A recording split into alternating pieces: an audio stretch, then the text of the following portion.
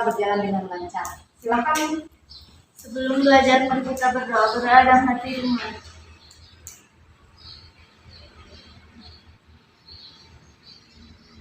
Berdoa selesai. Ya, amin ya. Mudah-mudahan dengan kita berdoa kita mendapatkan ridho dan kelancaran. Ya, baik. Sebelumnya Ibu lihat hari ini ada yang tidak masuk ya, kelasnya tidak full. Coba Pak M, siapa yang tidak hadir hari ini? Ribi. Kenapa Ribi tidak hadir? Sakit. Dari kapan? Kemarin ya. Mudah-mudahan cepat sembuh ya, besok bisa kembali sekolah. Ya, kembali ya, mau menanyakan dulu nih. Pertemuan kemarin masih ingat apa yang kita pelajari? Materi yang sudah dipelajari di pertemuan kemarin yaitu pengertian teks, eksposisi, dan unsur-unsur ekspresinya, Bu. Oh iya, materi yang telah kita pelajari kemarin itu akan berpengaruh terhadap materi yang akan kita pelajari hari ini. Ya, baik, untuk memfokuskan kalian belajar dalam pada hari ini, Ibu akan menayangkan dulu sebuah motivasi ya. Video motivasi yang mudah-mudahan setelah Ibu tayangkan ada semangat dalam diri kalian. Tanpa hujan. Begitu juga dengan hidup tidaklah lengkap tanpa tujuan. Tidak ada yang salah untuk berfantasi sebab setiap orang bebas untuk bermimpi. Mimpi, dan mimpi tergantung dari satu pertanyaan. Apakah kamu bisa? Saya pasti bisa. Nah, itu ya video motivasi untuk kalian. Apa yang dapat kalian ambil dari motivasi tadi? Apa? Ucapan dalam diri kalian, saya pasti bisa. Perhatikan baik-baik ya. Jadi untuk kompetensi dasar dari materi yang akan kita bahas ini yaitu Ibu ambil KD yang 3.6 yaitu mengidentifikasi struktur, unsur kebahasaan dan aspek lisan yang diperdengarkan atau dibaca. Nah, nanti indikator pencapaian kompetensinya 3.6.1 menganalisis struktur teks eksposisi, dan yang kedua indikator pencapaian kompetensinya yaitu 3.6 menganalisis penggunaan kaidah kebahasaan kita hari ini. Nah, tujuannya apa saja untuk pembelajaran hari ini? Tujuan kita hari ini belajar yaitu ya, jadi setelah nanti mengikuti rangkaian pembelajaran, Ibu menggunakan model pembelajaran problem based learning ya. Jadi nanti dengan metode ceramah, diskusi, tanya jawab, dan penugasan, peserta didik mampu. Jadi ada dua tujuan nanti yang akan kita capai. Yang pertama, menganalisis struktur teks eksposisi yang terdiri dari tesis, argumen, dan penegasan ulang dengan rasa ingin tahu dan penuh tanggung jawab. Ya, itu tujuan utama yang pertama kita. Tujuan yang keduanya menganalisis kaidah kebahasaan teks eksposisi.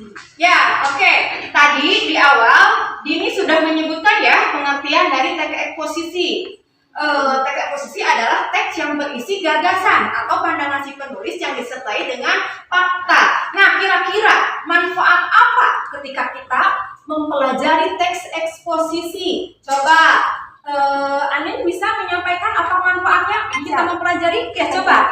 Menambah wawasan, Bu. Ya, menambah wawasan, jelas ya.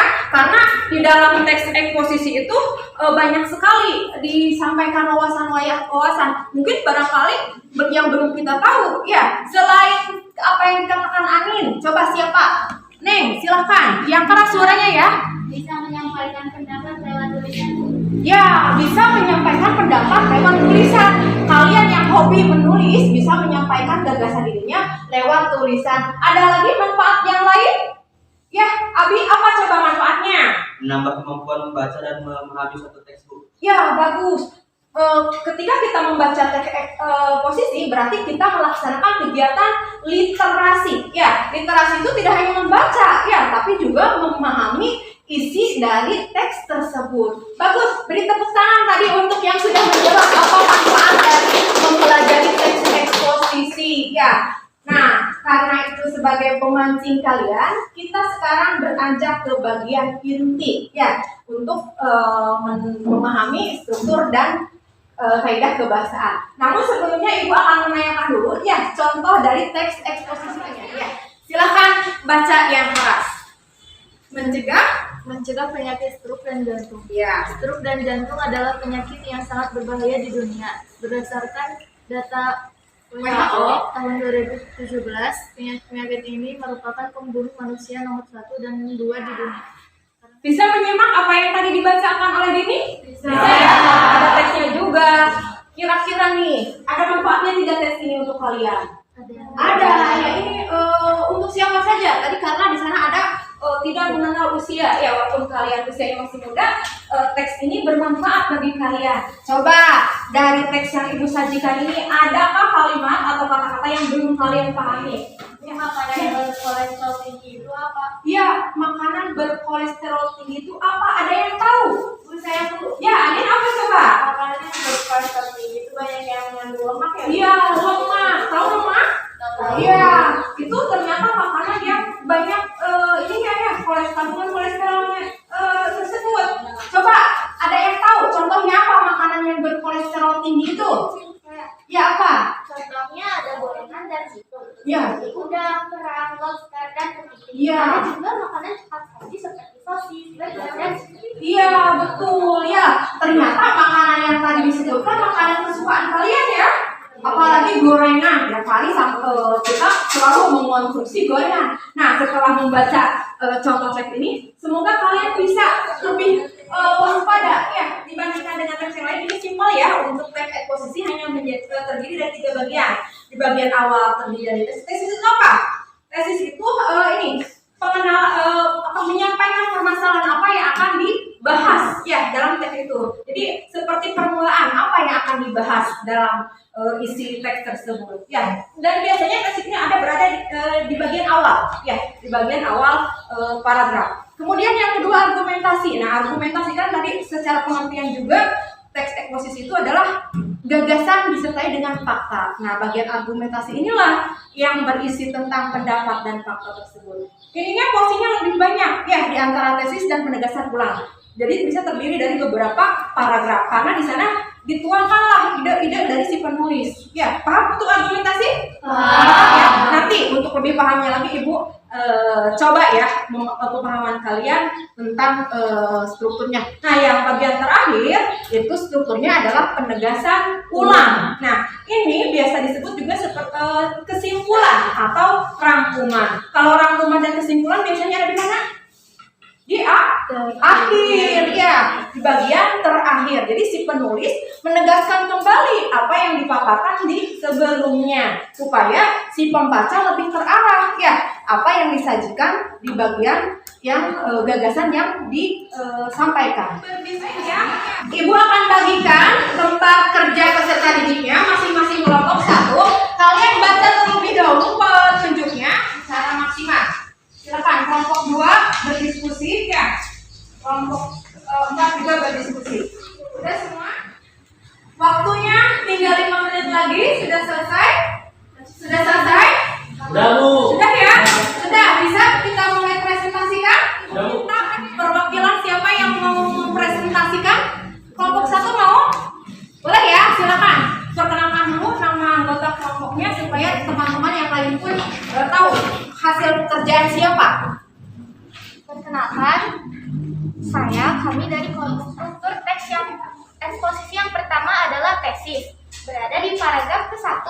Iya. Kutipannya adalah air merupakan komponen terbesar yang dibutuhkan dalam tubuh manusia. Ya, untuk yang argumentasinya Ada di paragraf ke-2, 3, 4, 5, dan 6. Contoh kutipannya yang pertama, kekurangan air putih akan membuat sel-sel otak menjadi tidak aktif. Iya. Iya. Kedua, kekurangan air putih akan menurunkan konsentrasi. Iya. Yang ketiga, kekurangan air putih akan menyebabkan halusinasi Iya. bahkan kematian. Iya. Terus? Keempat, kekurangan air putih akan menyebabkan infeksi kandung. Iya. Terus? Kekurangan air putih akan membuat kulit menjadi kusam karena aliran darah kapiler di kulit tidak maksimal. Ya, Terakhir, kekurangan air putih akan mengganggu fungsi ginjal. Oleh karena itu, minumlah air putih yang cukup setiap harinya. ya, itu argumennya ya, argumentasinya. Kalau untuk penegasan ulangnya, Untuk penegasan ulangnya berada di paragraf ke-7. Jadi, contoh kutipannya, jadi jangan malas untuk minum air putih. Kita harus memperhatikan kesehatan diri sendiri. ya, bagus. Kelompok yang lain setuju dengan apa yang disampaikan oleh kelompok 1? Setuju. Sama hasil pekerjaannya? Sama.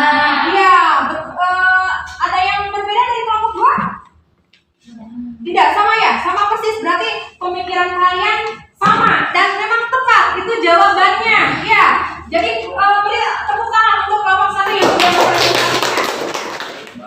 Dari kelompok 4 dari Presentasinya.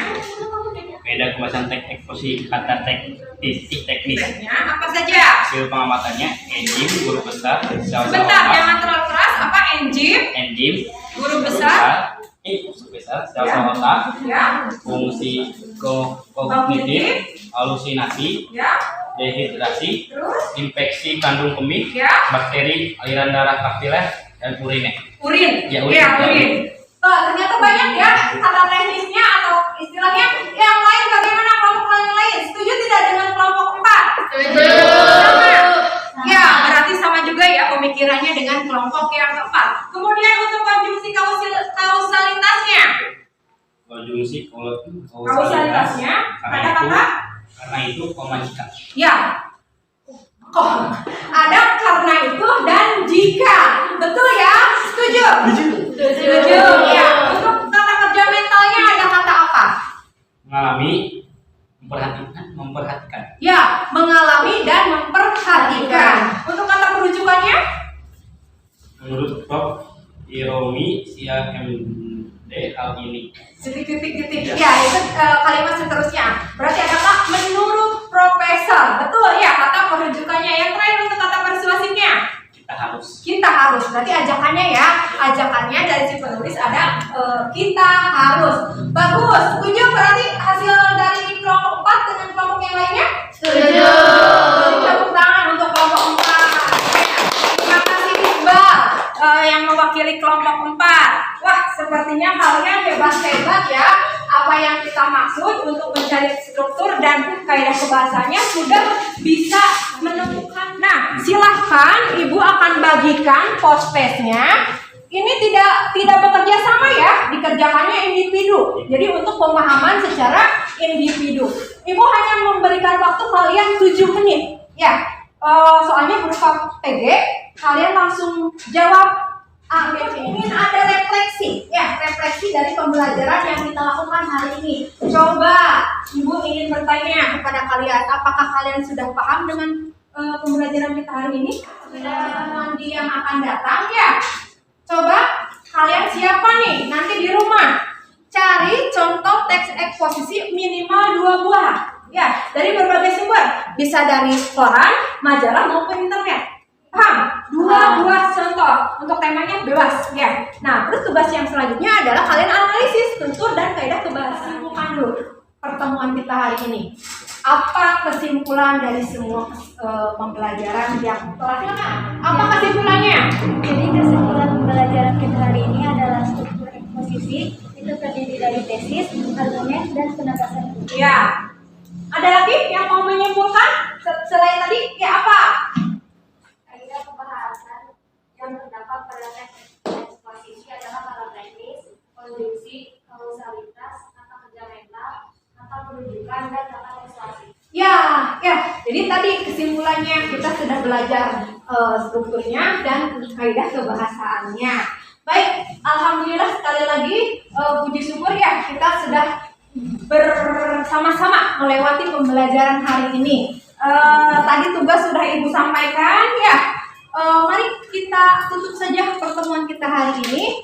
Untuk KM, silakan pimpin doa untuk mengakhiri pembelajaran kita hari ini. Silakan. Sebelum pulang, mari kita berdoa dalam hati dimulai.